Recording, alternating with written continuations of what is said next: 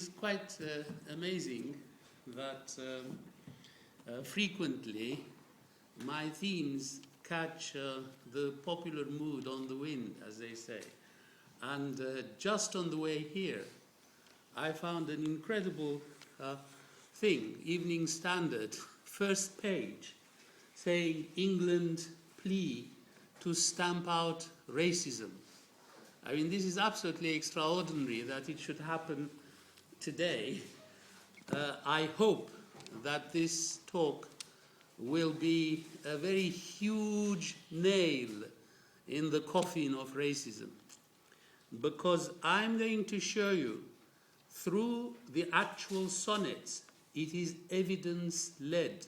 In other words, there's no fantasy in this.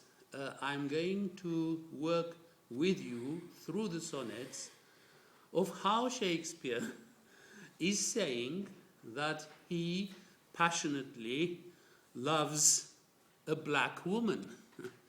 And I'm going to show you also how there's a whole storyline. This black woman undoubtedly is African, and I will show you how he builds up her character.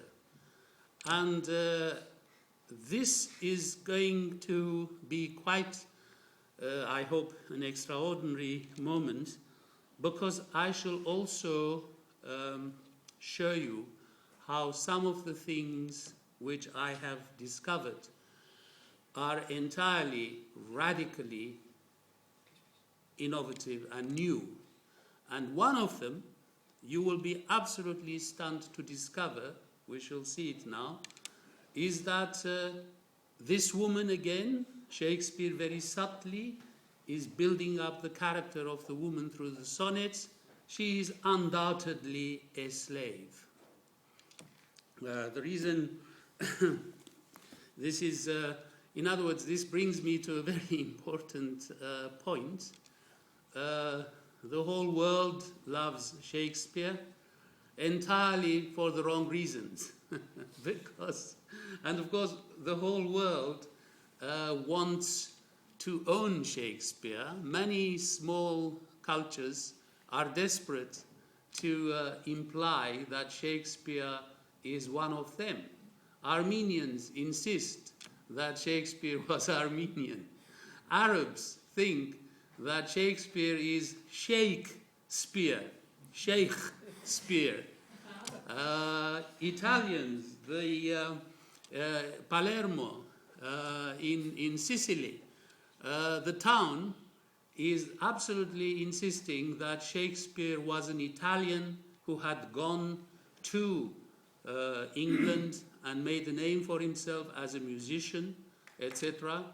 And so, and of course, the idea there is to build up a whole touristic industry on Shakespeare's city, which is Palermo. So in other words, everybody wants to have Shakespeare, fair enough. Unfortunately, you see, I am not against Shakespeare being this heroic, romantic, grand, wonderful character. But it is not the truth. We have to confront facts, truth, see it, the truth in the eye. And I really deeply apologize if I will have to shatter your concept of a romantic, grand, perfect human being, which Shakespeare definitely is not.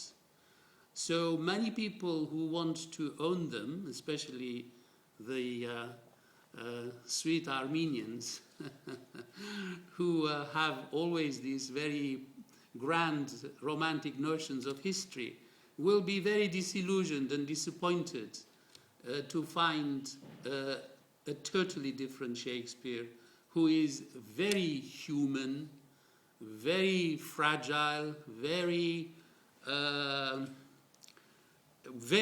human in every way. Now, the reason I hesitate this again, I'm sort of trying to be careful with my words, is you see, the real Shakespeare which emerges, I think I should immediately put to bed this idea about his sexuality. I'm very glad that some of my friends have young children. I'm very glad they weren't tempted to bring them.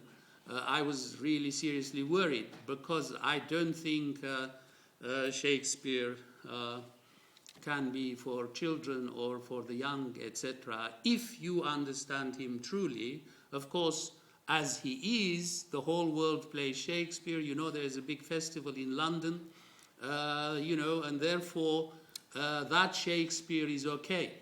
But it has nothing to do with the real Shakespeare.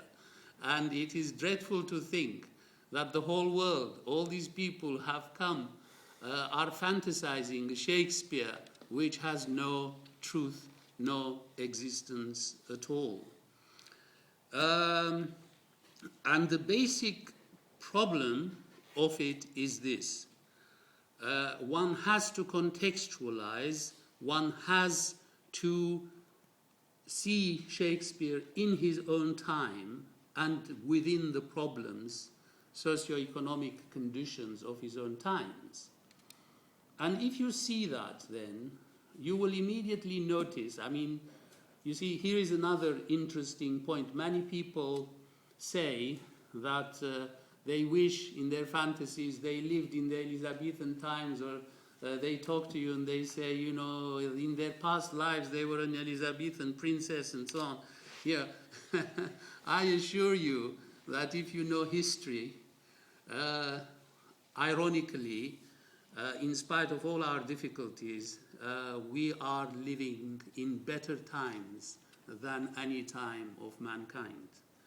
The history of mankind has been very, very, very frighteningly difficult. Now, put yourselves in Elizabethan England, the moment, or London, let's say. Of course, there is the country, that's another story, but we are talking about urbanization. Shakespeare left the country, Stratford-upon-Avon, came to London to find his fortune. He was a totally urbanized city man. And immediately in London, you go out of your door in the street. First of all, you see that there's no sewage. The street is full of everything. You know, probably you saw the recent BBC films, very well done, where things